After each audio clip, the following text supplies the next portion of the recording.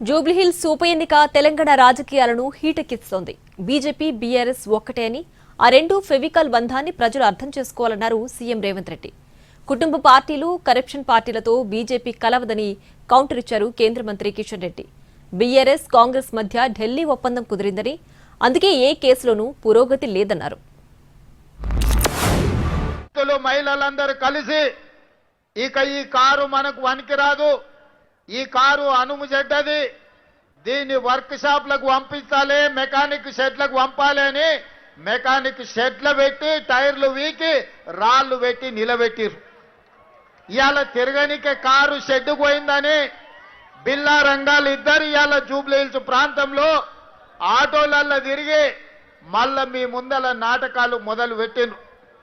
ఇవాళ వాళ్ళు జూబ్లీహిల్స్ లో ఇప్పుడే కొత్తగా సమస్యలు వచ్చినట్టు, ఇప్పుడే ఈ సమస్యలు ఉన్నట్టు ఈ ప్రాంత ప్రజల్ని మభ్యపెట్టే ప్రయత్నం చేస్తున్నారు. బీఆర్ఎస్ బీజేపీ ఒకటని ఏ రకంగా ఒకటో ఇప్పటికే 100 సార్లు చెప్పాం. మీరు ఒకటి, బీఆర్ఎస్ కాంగ్రెస్ ఒకటి, అనేక ఆధారాలు ఉన్నాయి. మీ రెండు పార్టీలు కూడా కుటుంబ పార్టీలు, మీ రెండు పార్టీలు కూడా కరప్ట్ పార్టీలు.